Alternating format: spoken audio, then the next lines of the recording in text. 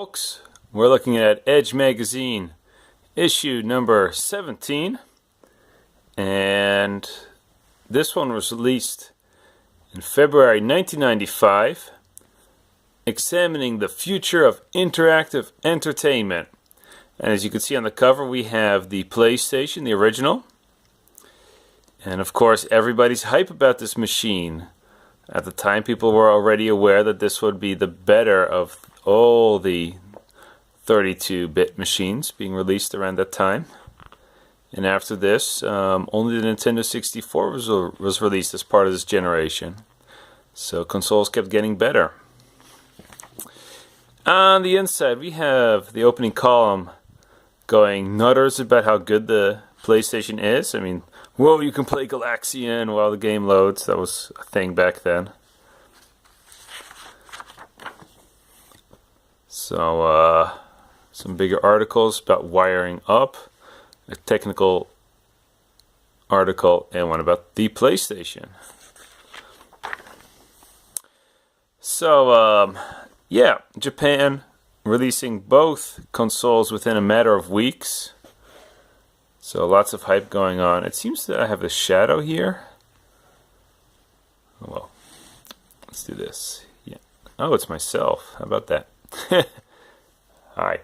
Okay, so and we have the Saturn II looking good with the traditional Japanese controller, which was very good for fighting games.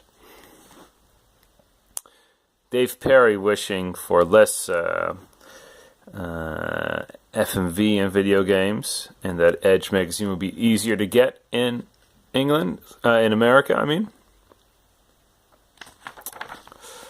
So, Virtual Boy gets a scathing preview. Edge just laughs at it, like, what is Nintendo thinking?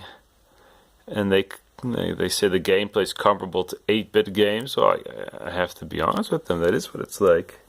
They mentioned getting headaches. Okay, so Edge seems to have gotten headaches from the Virtual Boy. I didn't.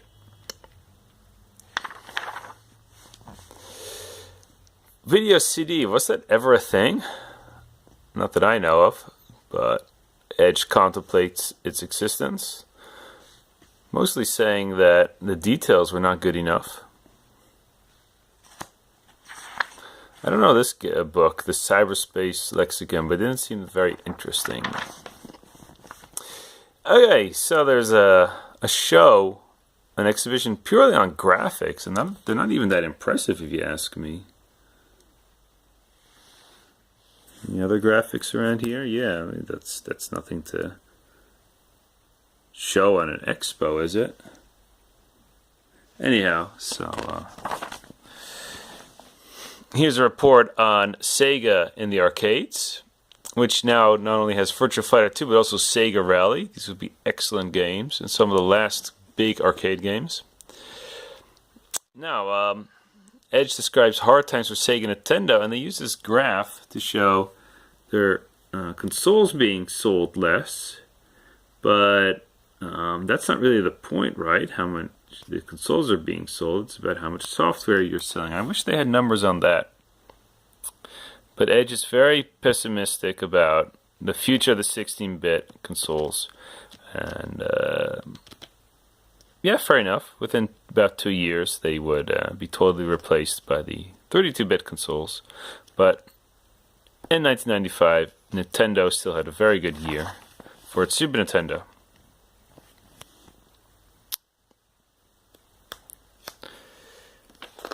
Alright, there's some talk about how hard it was, how difficult it was for Edge to actually get the PlayStation. Apparently they had to smuggle it a little bit because there was so much demand.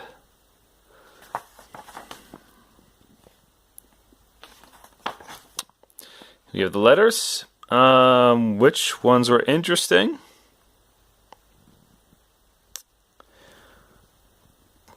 I don't know, so talk about the Atari ST. People still talking about that in 1995. Hard to believe. There was one letter talking about programming in C compared to programming with assembly. I wonder where that letter went. So I think that's interesting that discussion keeps going on. I wish I could find it back within time.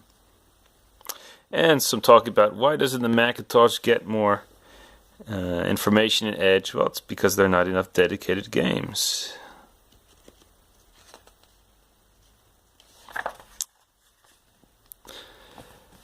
Alright.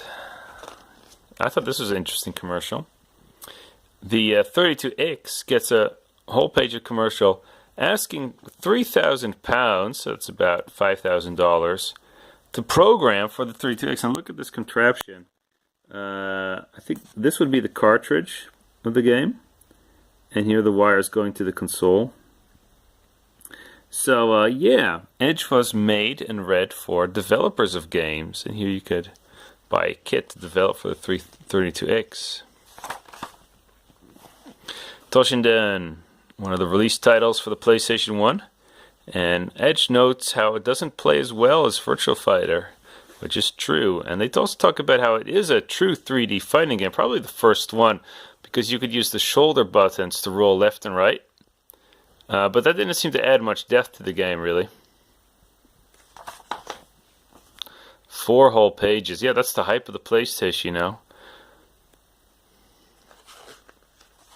Tekken would sell better, even though I didn't think it was a much better game.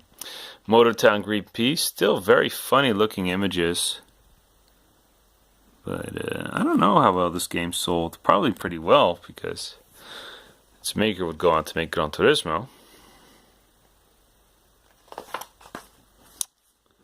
And the 3rd page on that. Sound Blaster, still being sold. Okay, so Iron Assault for the PC, a mech shooting game using what seems to be the Doom engine. And I don't care much for mech games, so I can't tell you the details about this, but Edge seems to be quite enthusiastic.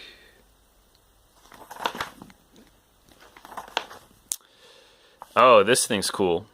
What's it called? The CyberMax VR headset. Now, I could not find anything about this thing on the internet, but I could find something similar, which was used for the Super Nintendo and Genesis. And Mike and Rolf, who are from Cinemassacre, mostly known for the angry video game nerd, they looked at this thing and they said it was like holding a Game Gear close to your head. So that didn't really work out that well. But I love it how they're saying the future is here and it works. £500, $800, and you could have virtual reality at home.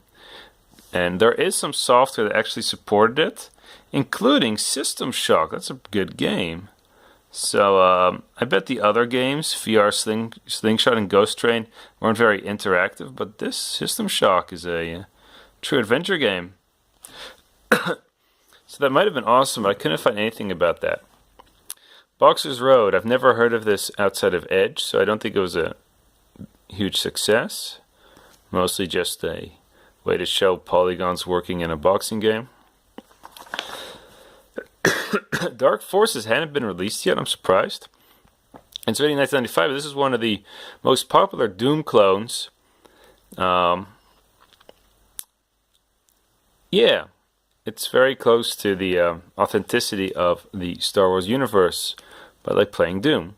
And there wasn't much more to that then, but that was good enough for most people. Hudson Soft, showing off their 32-bit system called the, I forgot. I think there's a picture here of it, yeah. The PCFX. Looks pretty nifty, right? With your CD at the top. And I don't know how well, I don't know if this has been sold outside Japan, I don't think so. But Hudson Soft also showing their multiplayer version of Bomberman. How many characters? 9, 10, 11, well, looks like 10 players at the same time.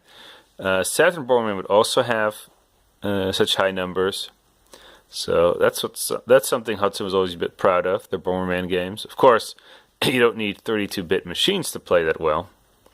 And even the maker of him says the one and only version of Bomberman is the Famicom version from 1985, I think.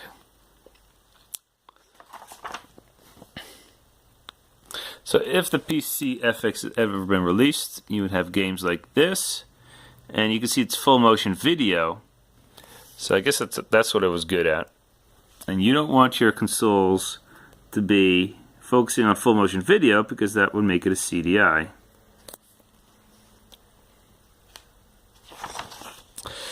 Here's a funny article. I only looked at it briefly. It's called Getting Wired Up. It's hard to read, but it's there. And it's about all the different connections consoles had at the time. And indeed, it was a time of change before you would have the 2 plugs or 3 plugs in the back of your television. And I'm not good at these technical terms, but around this time I saw SCART for the first time, and later on you'd have HDMI, right? There's also talk about the difference between PAL and NTSC. So apparently the CDI leads the field in how good the images look. Okay, let's take one last look. Let's look at one more article, the PlayStation article. Lots of info about how they started with Nintendo. See this image. And how the demo was made at the time with the dinosaur. I've seen one of these in real life. The debugging PlayStation. So what is it exactly for? I don't know. I know it was, a lot of people used to review games, but I don't think it was used to actually make games, was it? And that's the article on the PlayStation. You have a commercial for the Neo Geo CD.